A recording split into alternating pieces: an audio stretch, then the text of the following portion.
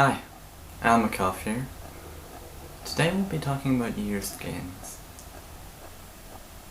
Every Dungeons & Dragons product that I own that was released prior to 3rd edition, I purchased either at a yard sale or a thrift store.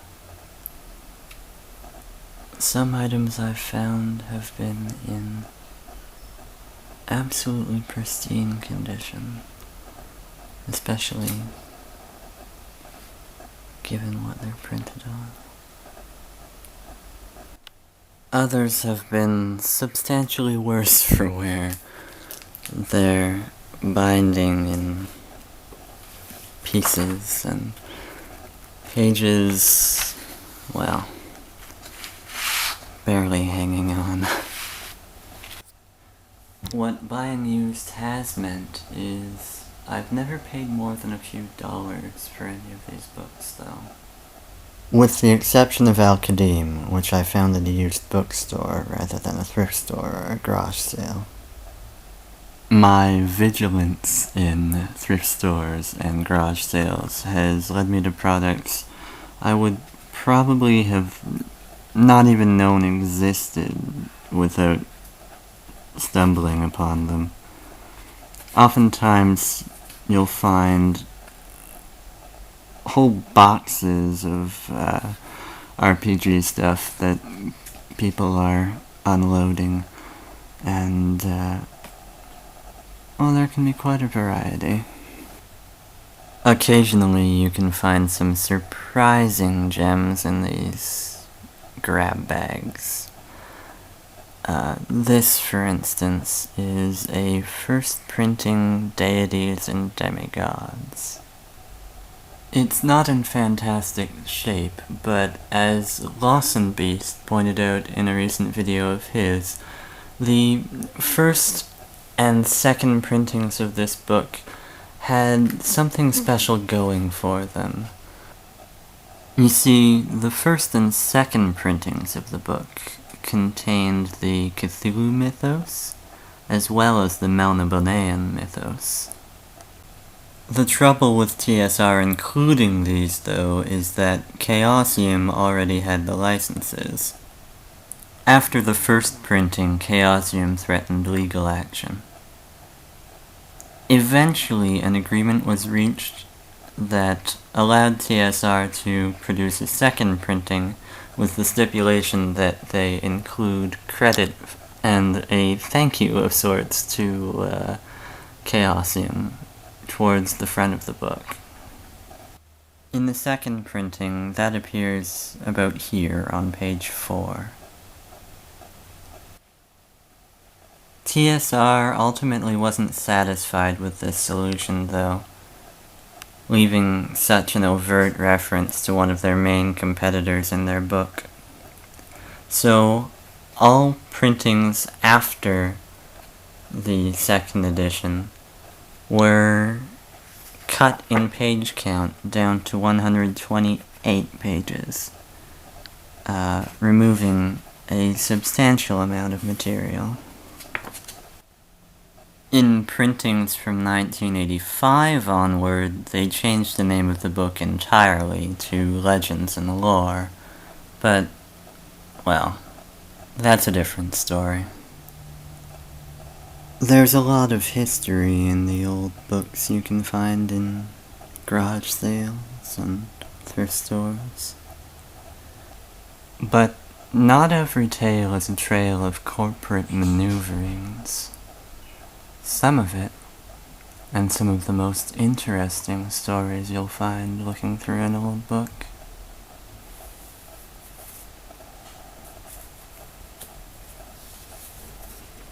is the product of gamers' Xeroxed maps with notes in the margins, or lined paper with paragraphs and paragraphs.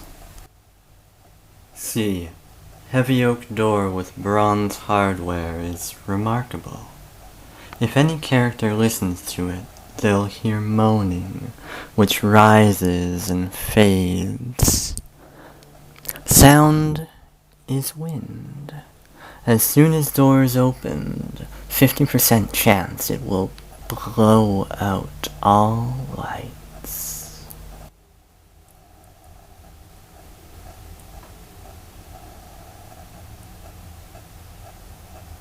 With a book that's been through another owner's hands, you never know exactly what you're going to get.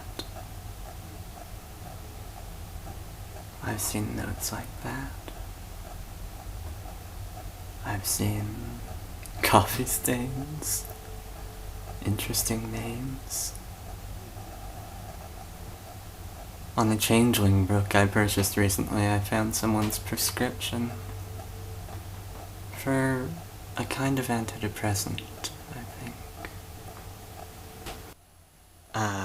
Come to think of it, actually, they were for anxiety. That was at my friendly local gaming store, actually.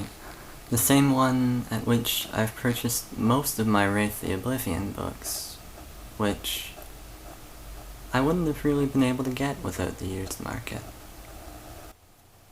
The Wraith core book and Wraith the Great War, at the very least, were not available on print on demand when I purchased them. Besides that, although a used book may be water damaged, or stained, or have other little niggling issues, that history is sort of nice to have. Even if it's just a sense of history, like a little errant stain, or a page that the book likes to open to, and you can look at it and say, aha! Someone played a puppeteer. It's just interesting to be part of that strange shared memory. Isn't that what all these books are? Shared memories?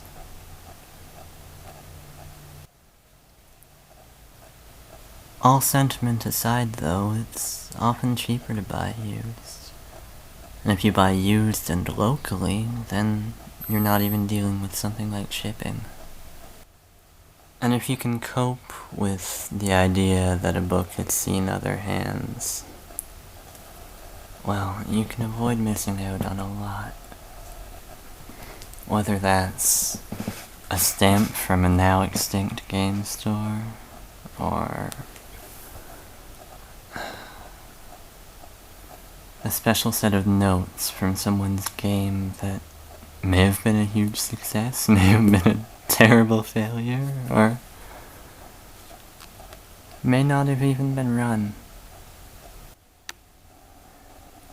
And you might find a perfectly readable copy of something that in mint condition would be prohibitively expensive to get.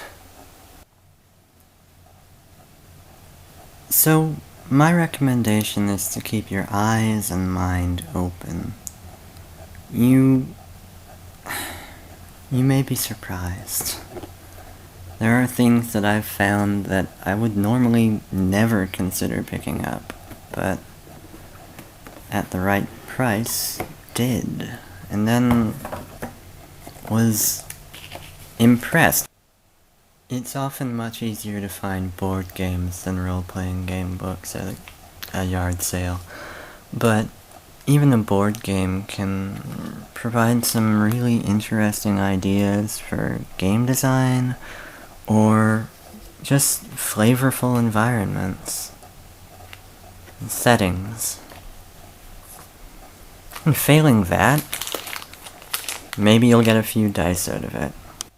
Or maybe a few dozen plastic miniatures.